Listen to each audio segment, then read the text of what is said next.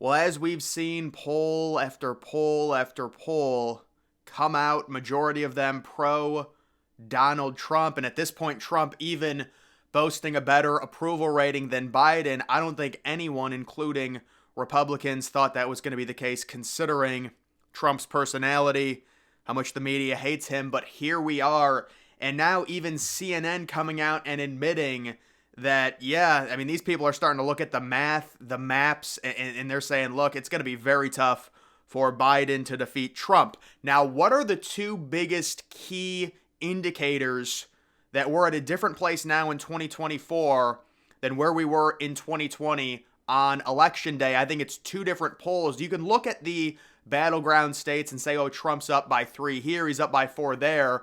But that's kind of anecdotal. Technically, if Trump's up by 3 or 4, Biden can still win. It's within margin, right? Within the margin of error.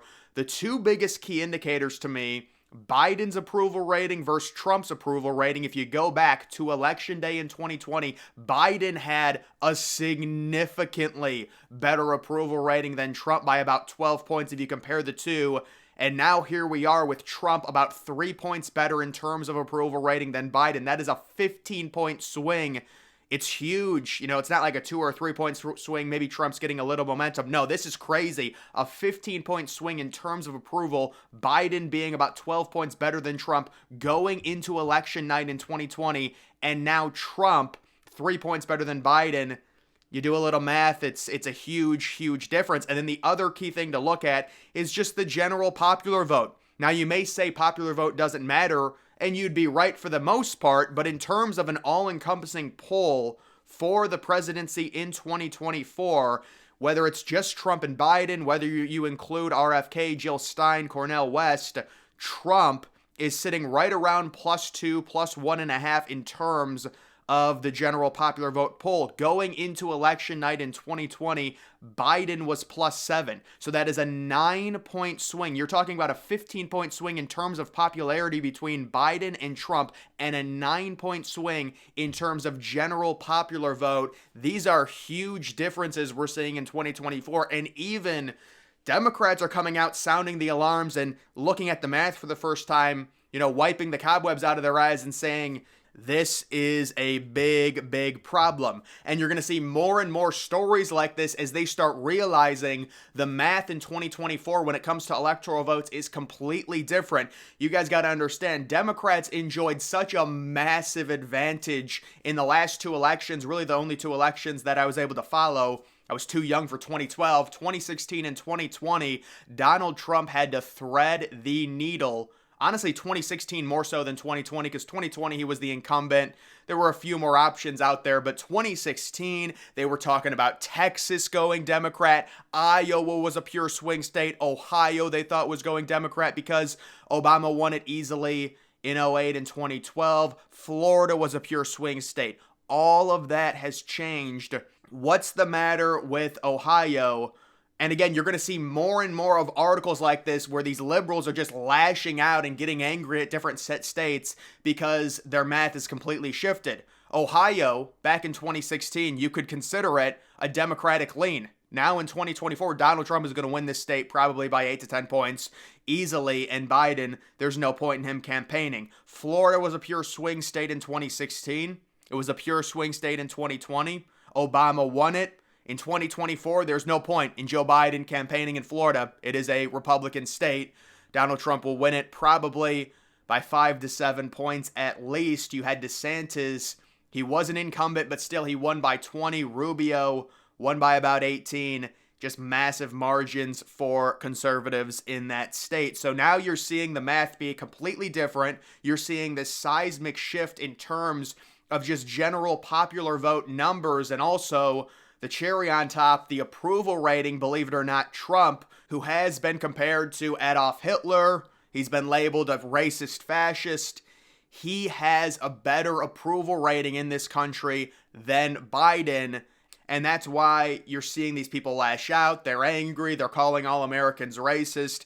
This is all part of the process as we go to a very likely Trump victory. There's a stage in it, and then they say, oh, what's wrong with Florida? Why are they all racist? What about Ohio? This is part of it. They're accepting it. They're finally looking at the math and realizing it's just not going to happen. It would be shocking with these numbers we're looking at right now and how bad Biden's approval rating is, combined with the popular vote, combined with all the swing states. CNN comes out with another poll saying that Trump is up by 8 in Michigan and Pennsylvania is tied. That's another interesting indicator to look at. We're seeing very close polling in Pennsylvania, but Michigan, believe it or not, is almost becoming this bigger Trump state, to where a lot of the polls like Trump in Michigan as opposed to Pennsylvania. Pennsylvania, it's basically 50-50, and I would still consider Michigan a pure toss-up. We would have to see continuous polls with Trump up by at least 5 or 6 points for me to consider it, okay, this is a Trump lean, and it would have to be closer to the election.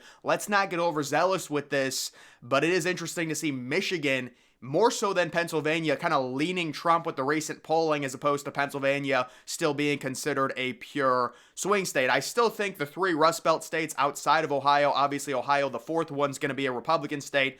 I still think the 3 Rust Belt states will all be swing states, but either way, it is interesting to see these articles come out, and these people are starting to look at different metrics and different numbers and say, you're talking about a 15-point swing in terms of approval rating between Trump and Biden since 2020. And remember, Biden won 2020 by the skin of his teeth.